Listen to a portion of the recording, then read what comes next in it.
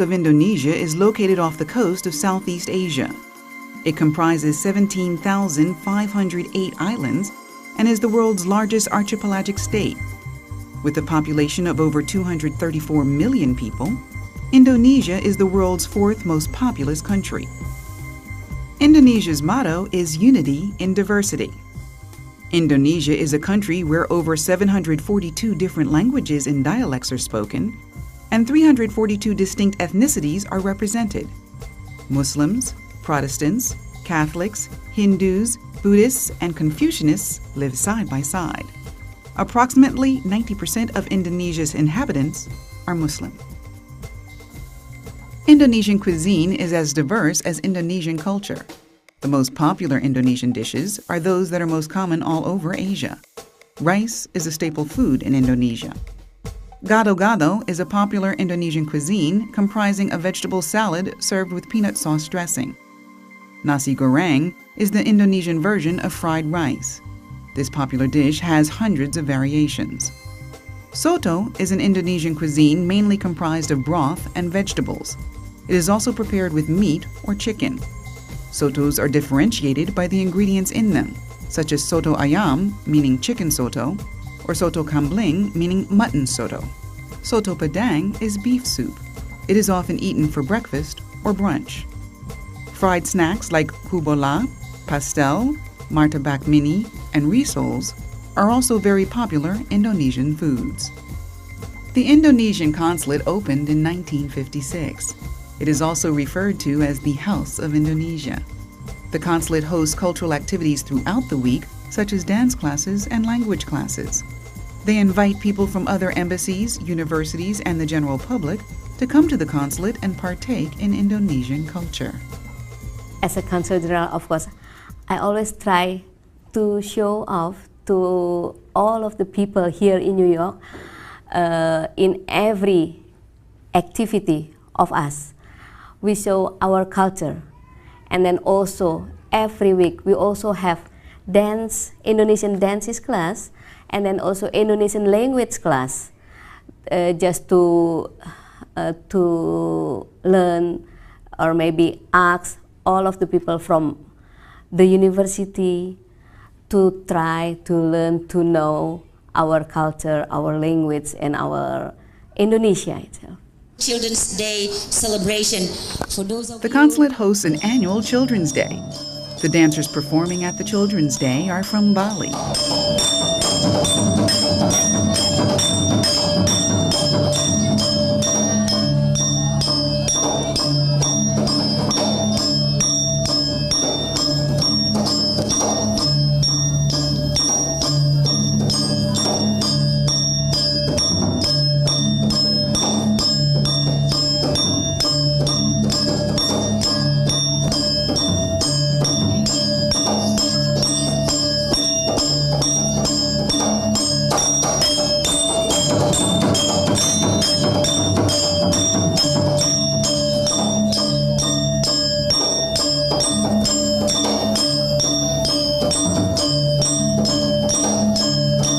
They came to the U.S. through a cultural dance exchange program at the National Dance Institute.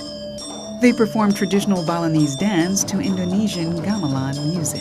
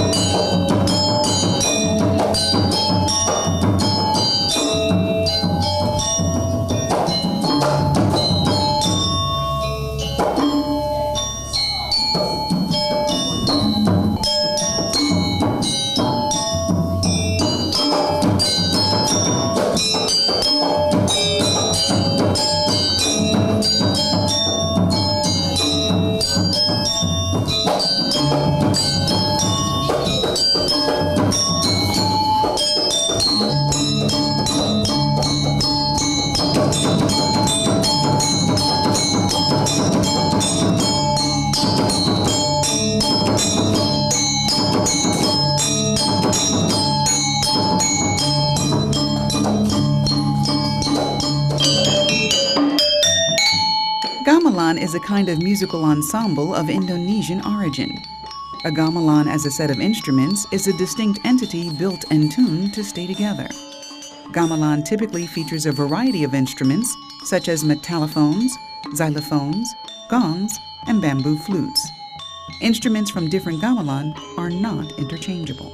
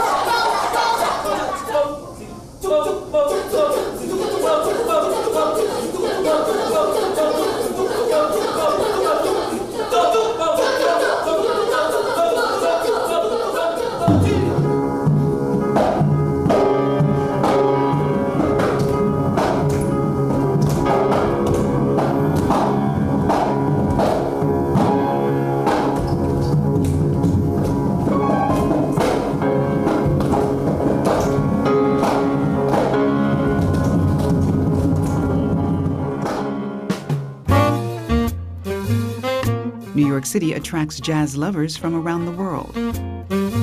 America was the home of jazz greats like Louis Armstrong, Miles Davis, Pat Metheny, John Coltrane, and Oscar Peterson. Niall came to the United States to pursue his love for jazz music. He enrolled in Berklee College of Music for his undergraduate degree, and then completed his master's degree in jazz music at the world-prestigious Juilliard Conservatory. Niall practices jazz piano at the Indonesian consulate every week with Consulate General Tri Edi Mulyani. Mrs. Mulyani is an avid jazz lover.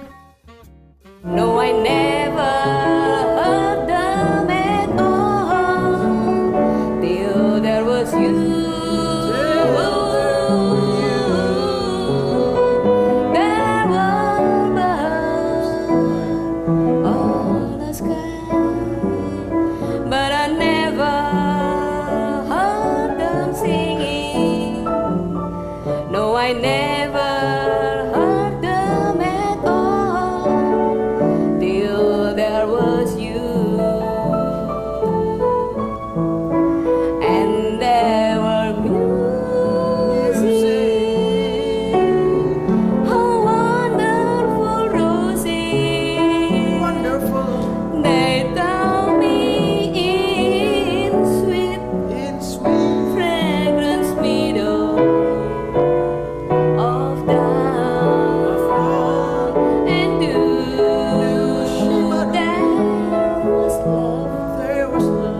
I first heard jazz music in the house in my father's record collection. He's a musician, he's a bass player and a saxophonist, alto saxophone.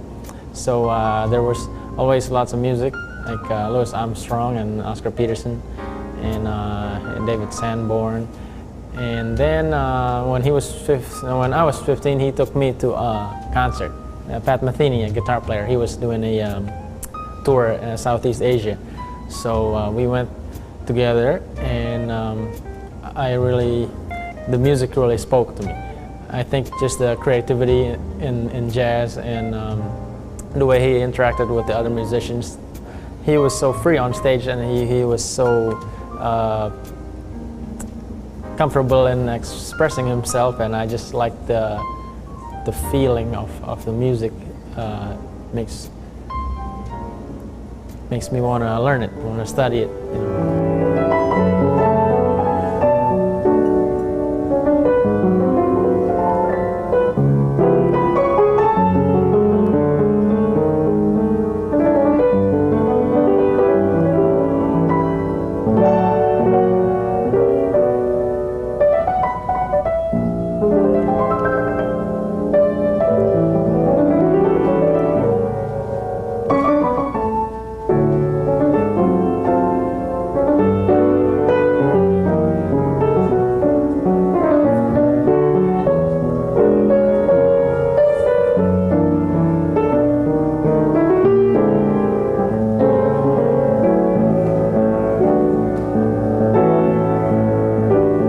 My father's parents didn't let him be a professional musician. So when he saw that I was really interested, he said, you know, go ahead, because he wanted to fulfill his dream also. 20 years lives life forever, and 20 years brings forth truth, and 20 years is our friendship is 100 proof. The future that circles hangs in the southern sky. The blankets they give the Indians only make them die, but sing a song forgotten for so long. Let the music flow like light into a rainbow. New York City is the quintessential transnational city. 28% of its inhabitants are foreign-born. Unlike most other cities in the U.S., in New York City, nearly every ethnicity is represented. There are about 800,000 Muslims in New York City and more than 100 mosques. In 1996, Imam Shamsi Ali was named one of the most influential religious leaders in New York by New York Magazine. Imam Shamsi Ali leads 1,000 Muslims in worship at the Indonesian Cultural Center in Queens, 4,000 Bengalis at the Jamaica Muslim Center, and lectures to crowds of 6,000 at the 96th Street Mosque in Manhattan, New York City's largest mosque.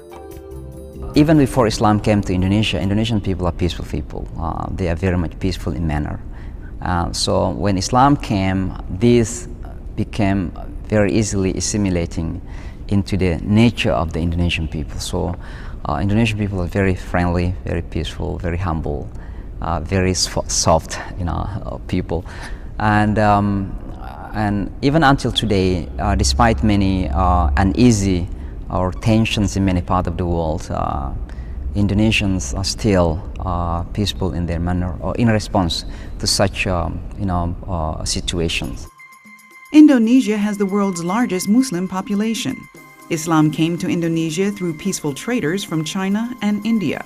Today, nearly 90% of all Indonesians practice Islam, and this religion plays a significant role in the identity of Indonesian people.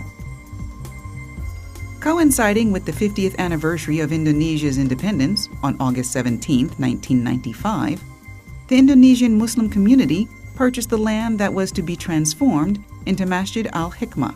Far from their homeland, the Indonesian Muslims have used Masjid al-Hikmah as a focal point where they can meet one another and nurture their religious and cultural practices. For us, the Indonesian mosque, which is called Masjid al-Hikmah, is a community based for the Indonesians, Muslims here in New York. Here in this place where the Muslims are coming to revive their faith, to enhance their knowledge of Islam. And not only that, but also their culture as the Indonesians, because in fact, in the way we practice Islam are related to our culture too. Like celebration of the birth of Prophet Muhammad Sallallahu Alaihi Wasallam's birthday, Prophet Muhammad Sallallahu Alaihi Wasallam. I think there are some communities around so very strict and say that this is prohibited in Islam because Prophet Muhammad didn't do it, the companions didn't do it. But for us, it is not a rituals. Any non-rituals in Islam are not prohibited as long as it doesn't contradict to the teachings. So it is a cultural practices. So we do that, and this is what the people back home also do. So we preserve. And then the celebration of Isra Miraj, the ascension of Prophet Muhammad Sallallahu Alaihi Wasallam. And not only that, but you know that the community, the society where we live in, our kids are not, they don't at all listen into any religious discussion in the school or at schools, and even at home sometimes because parents are busy.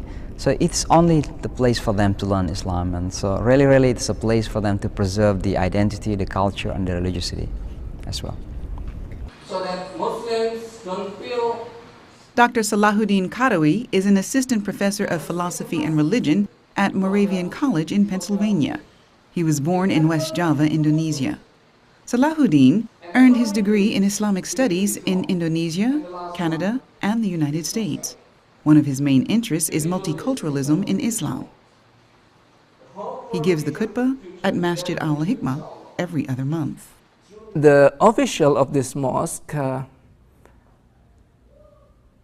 asked some people to give a khutbah prayer, to give a khutbah and lead the prayer on rotation basis. For example, some would give the khutbah once every month, and some other would give once every 2 months, etc., depending on their availability.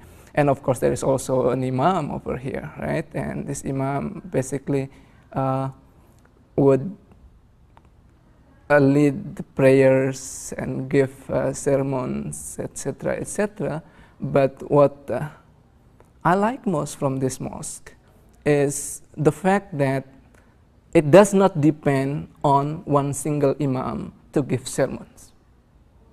To me, that is very meaningful. Why? The fact that there are so many people given the opportunity to give khutbah, to give sermons, that would automatically enhance the perspectives of the people who come and listen to the speeches.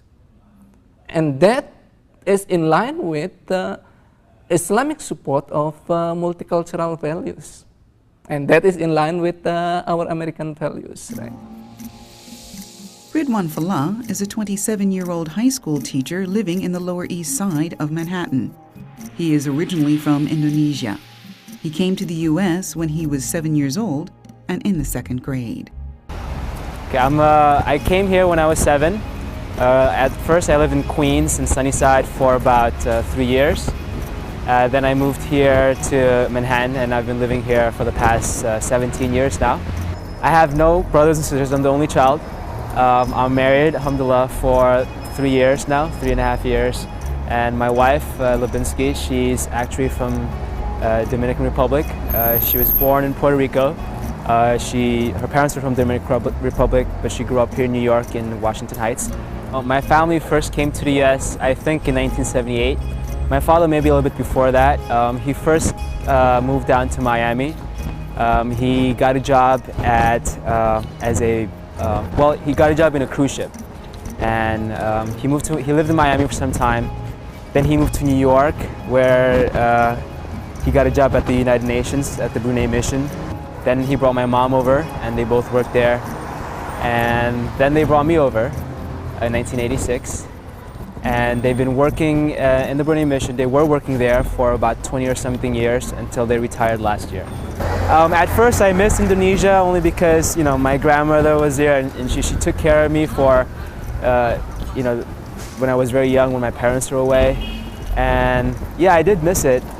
But alhamdulillah, after a while, I got used to the environment and I didn't miss it as much. I didn't have as much freedom to play around as I did in Indonesia. So that's one thing that I miss, just being able to roam around unsupervised and explore different parts of the village or town. I couldn't do that. My parents would just, I had to go out when they went out, and obviously you can only go out in the summertime. Wintertime was too cold. So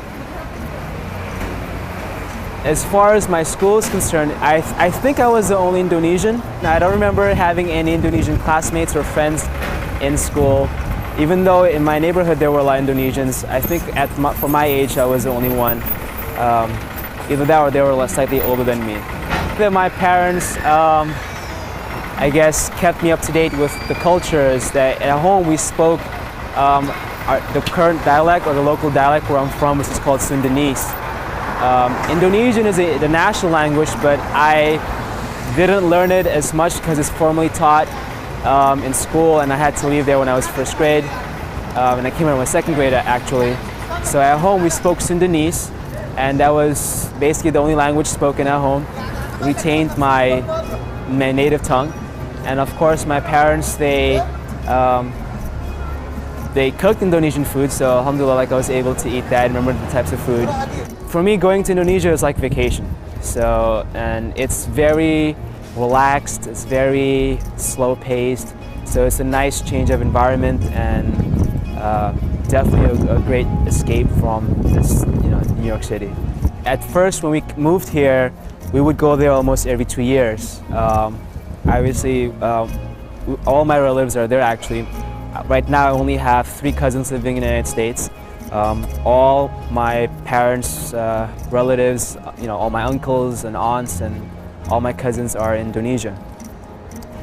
We used to go out almost every 2 years, but then when I got into high school, it was more difficult because I had to work or I had internships during the summer.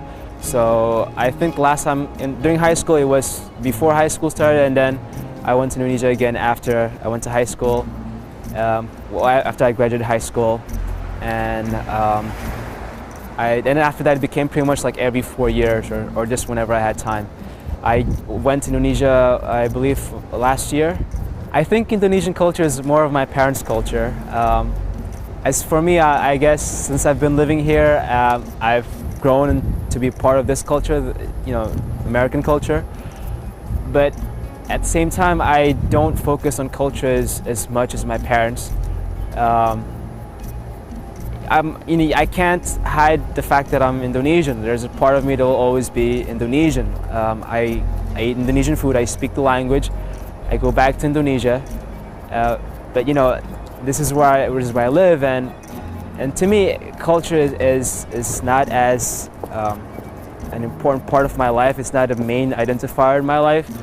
To me, being a Muslim and being a member of this community or whatever community that I'm a part of, that's something that I emphasize more.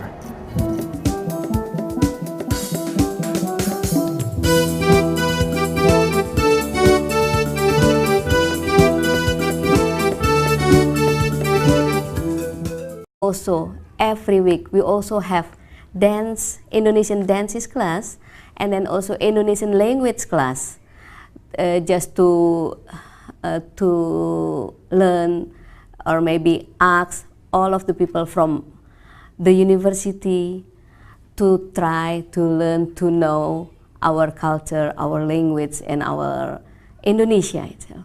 Children's Day celebration for those of The consulate hosts an annual Children's Day.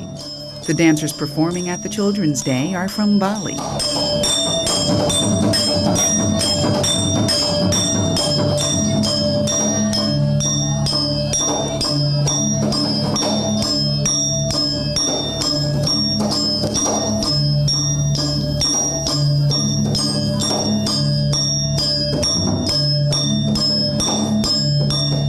Dialects are spoken, and 342 distinct ethnicities are represented. Muslims, Protestants, Catholics, Hindus, Buddhists, and Confucianists live side by side. Approximately 90% of Indonesia's inhabitants are Muslim. Indonesian cuisine is as diverse as Indonesian culture. The most popular Indonesian dishes are those that are most common all over Asia. Rice is a staple food in Indonesia. Gado-gado is a popular Indonesian cuisine comprising a vegetable salad served with peanut sauce dressing. Nasi goreng is the Indonesian version of fried rice. This popular dish has hundreds of variations. Soto is an Indonesian cuisine mainly comprised of broth and vegetables. It is also prepared with meat or chicken. Sotos are differentiated by the ingredients in them, such as soto ayam, meaning chicken soto, or soto kambling, meaning mutton soto. Soto padang is beef soup. It is often eaten for breakfast or brunch.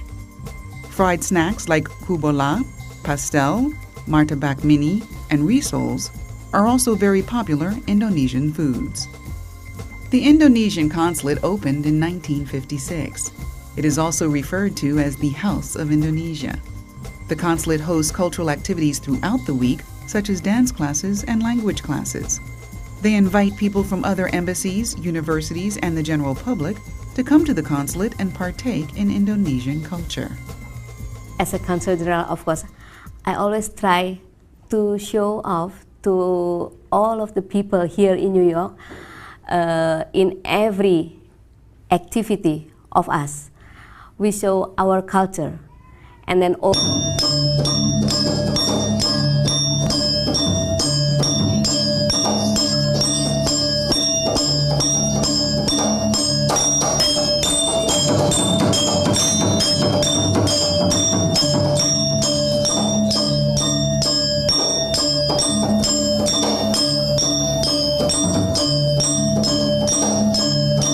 They came to the U.S. through a cultural dance exchange program at the National Dance Institute. They performed traditional Balinese dance to Indonesian gamelan music.